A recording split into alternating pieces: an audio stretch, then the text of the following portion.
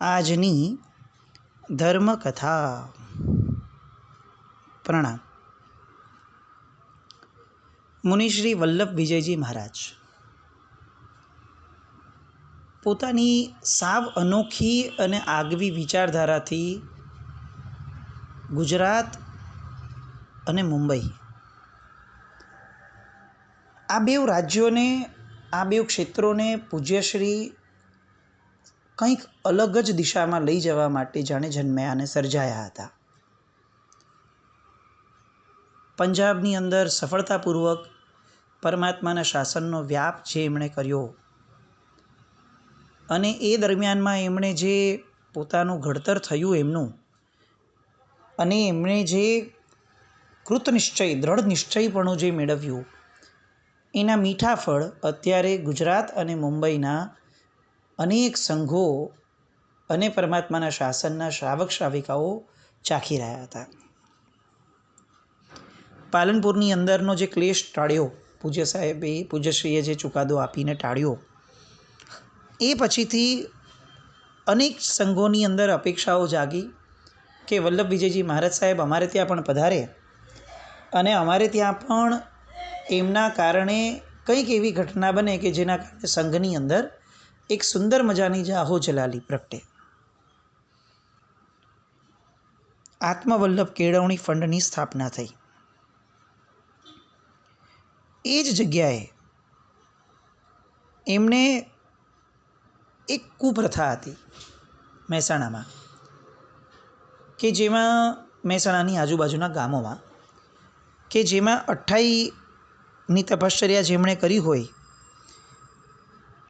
એ તપસ્વીઓના પરિવાર માટે કર જમણ નામનો એક રિવાજ હતો, કે જેની અંદર એ પરિવારે આખી જ્ઞાતિને જમણવાર માટેનો એક કર આપવો જોઈએ.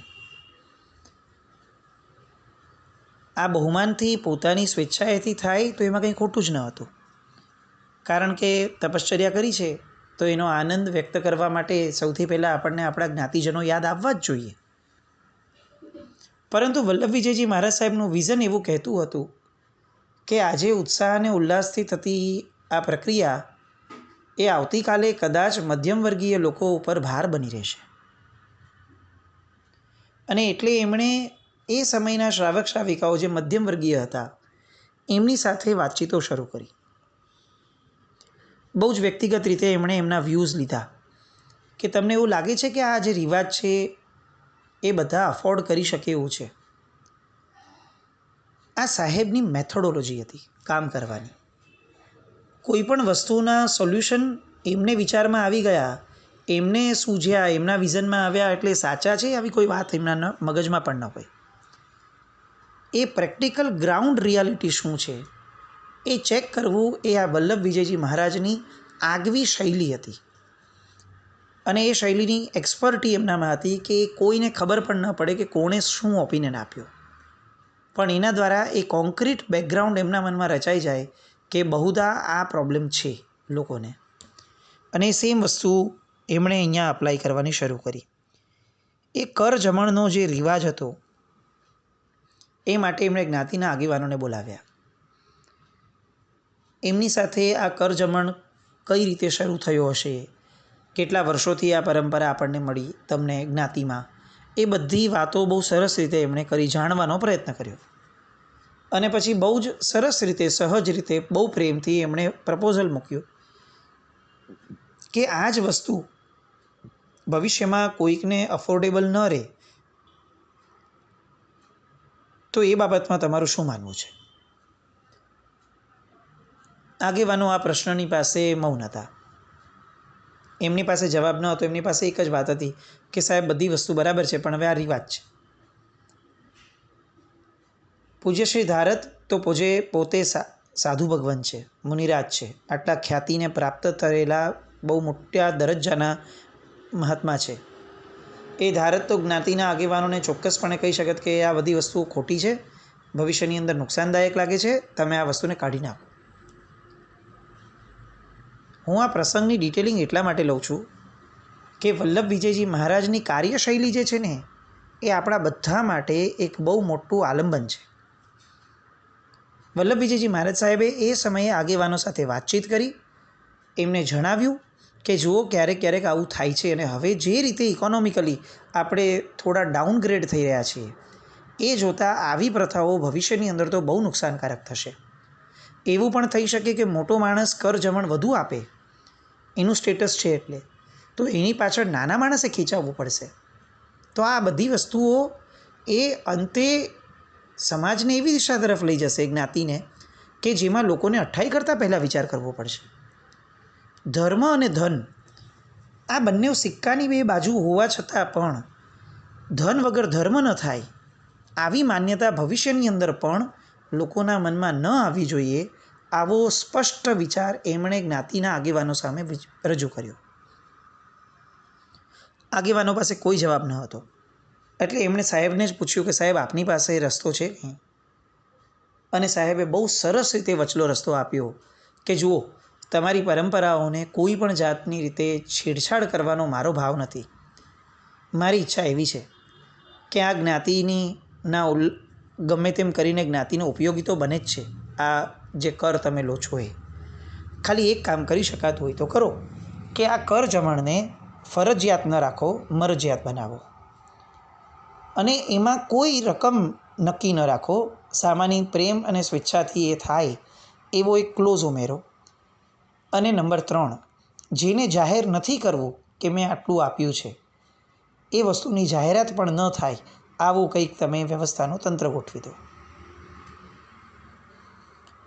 આગેવાનોએ ફરીથી સાહેબને પૂછ્યું કે સાહેબ હજી આમાં કંઈક બાંધછોડ વગેરે, ને સાહેબે કીધું કે તમારો આમાં કોઈ પણ હજી વિરોધ હોય તો તમે ચોક્કસ જણાવો.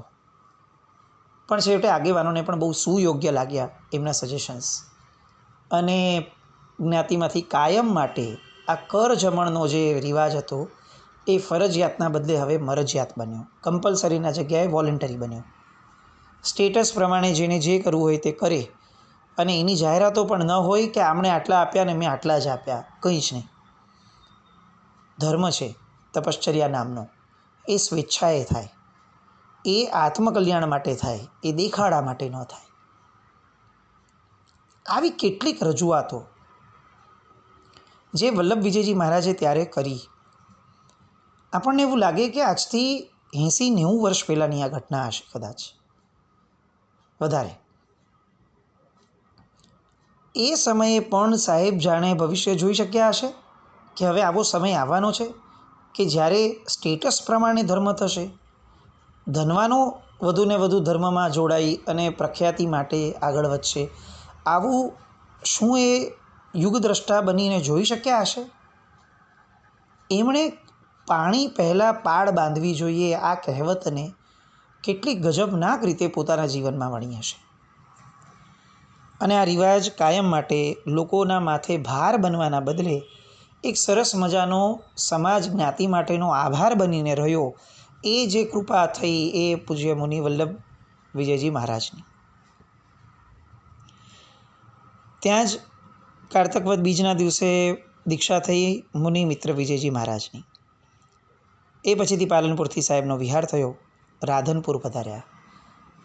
22 વર્ષ પહેલાં આ જ ભૂમિ ઉપર એમની દીક્ષા થઈ હતી, અને 22 વર્ષ પછી એ ત્યાં પાછા પધાર્યા. સરસ મજાના લોકોએ પણ એમના વધામણા કર્યા. ત્યાર પછી તે ત્યાંથી પાલિતાણા જવા માટેનો શ્રી સંઘ નીકળ્યો. વળતા રસ્તામાં ભાવનગર, ઘોઘા, વર્તેજ, સિહોર વગેરે થઈ ગયા. ત્યાં પણ જ્યાં જ્યાં એવું લાગ્યું કે સંઘોની અંદર કંઈ તડા પડ્યા છે, તો સાહેબ બહુ સહજ રીતે અને સરસ રીતે બંને પક્ષોનું સમાધાન કરી દેતા. ધોલેરામાં એમનું બહુ સરસ મજાનું સ્વાગત થયું. ત્યાંથી રૂટ લઈ ખંભાતનો અને પૂજ્યશ્રી વડોદરા ગયા. ત્યાં સરસ મજાનું સ્વાગત થયું. ભરૂચ ગયા. ફરીથી તેઓ ત્યાં આગળ બાપજી મહારાજ, સિદ્ધિ વિજયજી મહારાજ, એ સમયે એમનો યોગ પ્રાપ્ત થયો. 3 દિવસ બંને જણા ભેગા રહ્યા, એમની સેવામાં રહ્યા. ભરૂચથી ઝઘડિયા યાત્રા કરી, છેવટે સુરત પધાર્યા. ત્યાં આગળ ફરીથી દીક્ષાઓ થઈ. મુનિશ્રી સુખરાજજી અને મુનિશ્રી સોહન વિજયજીના શિષ્ય તરીકે મુનિશ્રી સમુદ્ર વિજયજી, આ 2 દીક્ષાઓ ત્યાં થઈ. 25મા વર્ષનું પોતાનું ચોમાસું એમણે મિયા ગામમાં કર્યું. ત્યાં પણ ચોમાસું કરવાનું કારણ એ હતું કે સંઘમાં બે પક્ષો પડી ગયેલા, એ બંને પક્ષો વચ્ચે સમાધાન કરાવવાનું હતું, જે બહુ ઓબ્વિયસ છે કે વલ્લભ વિજયજી મહારાજની નિષ્ઠા પ્રાપ્ત થઈ હોય અને સંઘોમાં શાંતિ ન આવે એવું કેવી રીતે બને.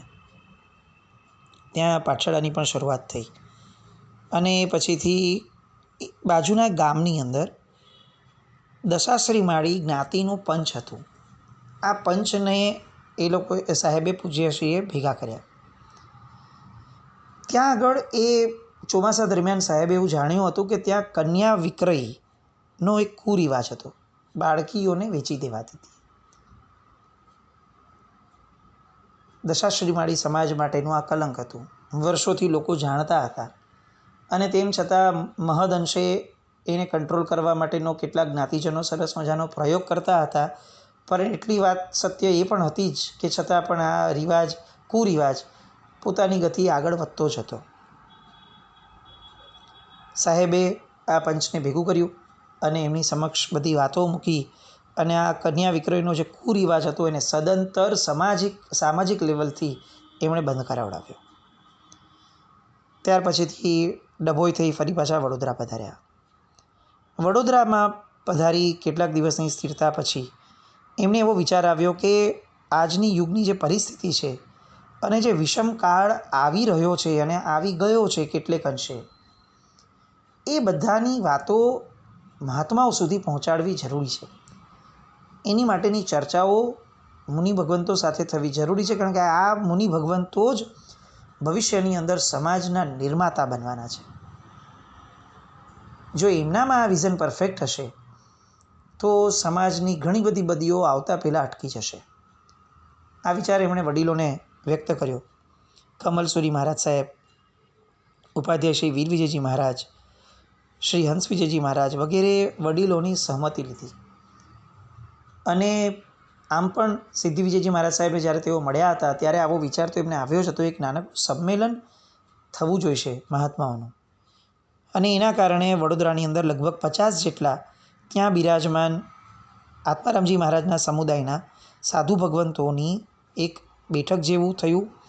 બધા મુનિ ભગવંતોએ 3 દિવસ હાજરી આપી, સંમેલન થયું અને એ સમયે 24 જેટલા ઠરાવો પણ એમાં પસાર થયા અને બહુ સફળતાપૂર્વક ઘણી બધી વાતો એકબીજા સાથે આદાન પ્રદાન થઈ, જે ભવિષ્યની અંદર પરમાત્માના શાસનને ઘણી ઉપયોગી બની. ત્યાર પછીનું ચોમાસું ડભોઈ થયું. ચોમાસા પછીથી વડોદરા પધાર્યા અને એમણે એક બહુ સરસ મજાનો ટૉપિક ઉપરની એક જાહેર પ્રવચન શ્રેણી રાખી હતી વડોદરાની અંદર. નામ હતું ટૉપિકનું ધર્મતત્વ અને સાર્વજનિક ધર્મ.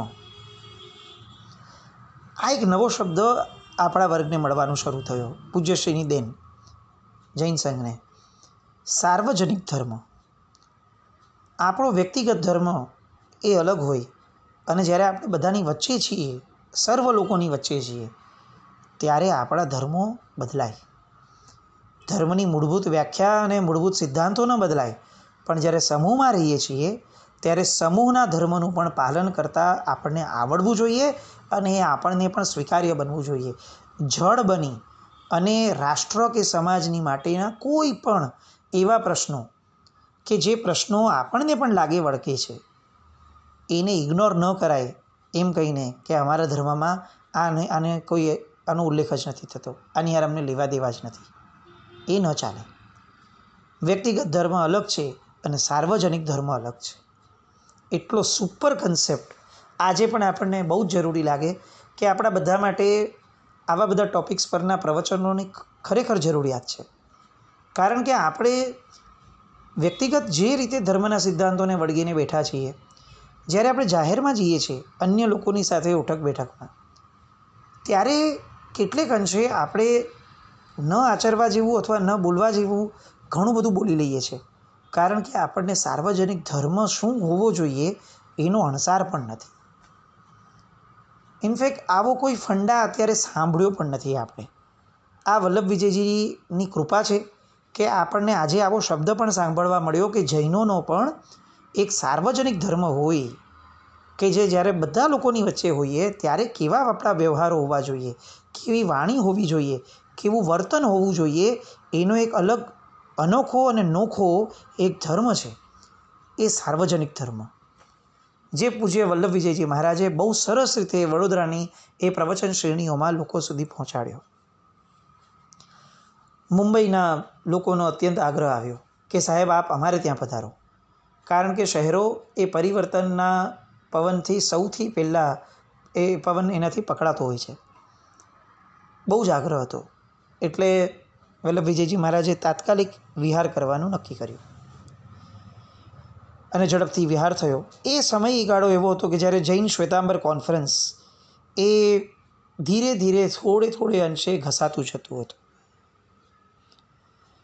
અને એવી જરૂરિયાત હતી કે વિચાર વાતાવરણની અંદર એક મોટું પરિવર્તન, સામાજિક ઉન્નતિની ભવ્ય તમન્ના કોઈ જગાડે એ સખત તાતી જરૂરિયાત હતી. આ નવપ્રકાશને ઝીલવા માટે કેટલેક અંશે પ્રજા તૈયાર પણ હતી ને કેટલેક અંશે પ્રજા અજાણ પણ હતી. એવા સમયે વર્તમાન યુગની નાડ પારખનાર અને સમય નામનો જે ધર્મ છે, એ સમય ધર્મને એના અવિચલિત સિદ્ધાંતોને હસ્તગત કરી વ્યવહાર અને નિશ્ચયનો સમન્વય કરનાર એવા વલ્લભ વિજયજી મહારાજ એ ખરા અર્થની અંદર યુગદ્રષ્ટા સાબિત થયા. પૂજ્યશ્રીનું મુંબઈમાં આગમન એક એટલું મોટું ફળ પરમાત્માના શાસનને અને જૈન સંઘોને આપનારું હતું કે જે સંઘનો સ્વાદ આજે પણ ચાખીને બેઠેલા સેંકડો હજારો યુવાન આ જગતમાં, આ ભારતમાં અને કદાચ ભારતની બહાર મોજૂદ હશે. પૂજ્યશ્રીએ એ સમયે મુંબઈની અંદર જાહેર પ્રવચનોની અંદર કેટલીય વાતો એવી રજૂ કરી કે જેમણે મુંબઈના ધનવાનો અને મુંબઈના લોકોને હચમચાવી દીધા. ધર્મની વૈજ્ઞાનિક રીતે રજૂઆત કરવી એ એની શરૂઆત પૂજ્ય વલ્લભ વિજયજી મહારાજથી થઈ. પ્રથમ જ્ઞાન અને પછી ક્રિયા, આ સૂત્રના આધારે સમાજની રૂઢ વારસાગત પરંપરાને નવી રીતે પોંખવાનું શરૂ કરવું જોઈએ. વ્યાવહારિક કેળવણીની આખરી તાવણીમાં આપણે ધર્મના સંસ્કારો જો નહીં આપીએ તો આ ભણતર જે છે, વ્યવહારિક ભણતર, એ આપણા બાળકોને ક્યાંય ખેંચીને લઈ જશે તાણીને, અને આપણે ફક્ત દ્રષ્ટા બનીને જોતા રહીશું. આ શિક્ષણ બાળકોને આપવું જેટલું જરૂરી છે, એના કરતાં કંઈક ઘણું વધુ જરૂરી શિક્ષણની સાથે સંસ્કાર આપવું છે. ધર્મ એ કેળવણીનું અગત્યનું અંગ છે. ધાર્મિક સંસ્કારોના વિકાસમાં જ કેળવણીનો વિકાસ છે. સાચી કેળવણી એટલે કે સાચું શિક્ષણ એ છે કે જે ધર્મને પોતાનાથી અભિન્ન અને અવિચ્છિન્ન ગણે. આ સાહેબની પંચલાઈન, ટેગલાઈન આજે જ્યારે આપણે નવી જનરેશનને જોઈએ છે ત્યારે આપણને ખરેખર એવું લાગે કે આ જનરેશનને સાહેબે 70-80 વર્ષ પહેલાં જોઈ લીધી હતી. ધર્મ વિહોણું શિક્ષણ એ આજના આપણા સમયનું ભયંકર મોટું કલંક છે. સેક્યુલરિઝમના નામે, ધર્મનિરપેક્ષતાના નામે આજના બાળકો ફક્ત અને ફક્ત શિક્ષણ દ્વારા સ્વચ્છંદને પોષી રહ્યા છે અને અર્થની એટલે કે પૈસાની ગુલામી ઊભી કરતા નોકરિયાત માણસો, એનું ટોળું એ આ શિક્ષણની દેન છે. પણ વલ્લભ વિજયજી મહારાજ એ સમયે આજથી આટલા બધા વર્ષો પૂર્વે પણ એટલા બધા સક્ષમ, એટલા બધા જાગૃત અને એટલા બધા પ્રભાવક બન્યા કે આ વ્યવસ્થાનો તોડ ઊભો કરવા માટે સાહેબે એક પ્રપોઝલ મૂક્યો. અને એ પ્રપોઝલ હતું કે મુંબઈ શહેરના સ્થાનિક સંયોગો, વિદ્યાભ્યાસ માટે બહારગામથી આવનારા બાળકો માટેની અગવડો અને બીજી આનુષંગિક હકીકતો, એ બધા પર વિચારણા કરી અને સાહેબે પ્રપોઝલ મૂક્યું કે આપણે અહીં એક શિક્ષણનો એક બહુ મોટો ભાગ અહીંયાથી ઊભો કરવો પડશે. એક યજ્ઞ અહીંથી શરૂ કરવો પડશે અને મુંબઈમાં શ્રી સંઘે એકમત થઈ સંવત 1970 એટલે કે લગભગ આજથી 105 વર્ષ પહેલાં ફાગણ સુદ પાંચમના દિવસે શ્રી મહાવીર જૈન વિદ્યાલયની સ્થાપના કરી. એક નવો યુગ શરૂ થયો. શ્રી મહાવીર જૈન વિદ્યાલય, જેના પ્રણેતા, જેના સ્થાપક, જેના આદ્ય સ્થાપક જે કયો એ બધું જ પૂજ્ય વલ્લભ વિજયજી મહારાજ. આ મહાવીર જૈન વિદ્યાલય એણે શું કામ કર્યા, આ સંઘ અને સમાજને કેવા રત્નો આપ્યા, કેટલાય પરિવારોની અંદર કેળવણી નામનો જે એક ભસ્માસુર હતો, એ કેળવણી નામના ભસ્માસુરને બહુ જ કંટ્રોલમાં રાખી અને સંસ્કરણ સાથેની કેળવણી આપી. આજે પણ સેંકડો હજારો કુટુંબો એવા હશે કે જે વલ્લભસુરી મહારાજ સાહેબના નામની દુહાઈઓ લેતા અટકવા ન જોઈએ, કારણ કે તેઓ, તેમના પૂર્વજો બધા જ આ મહાવીર જૈન વિદ્યાલયમાંથી કેળવણી લઈ અને શિક્ષણ સાથે ધર્મને પામી શક્યા. શિક્ષણમાં પણ ધર્મ હોઈ શકે છે. આ વાત વલ્લભ વિજયજી મહારાજે 100 વર્ષ પહેલાં જો શરૂ ન કરી હોત તો આજે યત્કિંચિત જે સંસ્થાઓ પરમાત્માના શાસનની અંદર શિક્ષણને સંસ્કરણ અને ઘડતરના ક્ષેત્રમાં લઈ આવી શકી છે, એ લોકોને પણ લેશ માત્ર બળ ન મળ્યું હોત. આવા યુગદ્રષ્ટા. અને એટલે જ વારંવાર કહેવાનું મન થાય છે, વર્તમાન કો વલ્લભ સુરી કી આવશ્યકતા હૈ. આ અનિવાર્યતા, આવશ્યકતા એ હજી પણ ઘણી એક્સટેન્ડ થાય છે. કયા કયા ક્ષેત્રોમાં કઈ કઈ વાતો, આ વલ્લભ વિજયજી મહારાજના પરાક્રમો એ બધાને જોઈએ આગળ. જીનાજ્ઞા વિરુદ્ધ કંઈ પણ બોલાયું હોય તો મિચ્છામિ દુક્કડમ. જૈનમ જયતિ શાસન.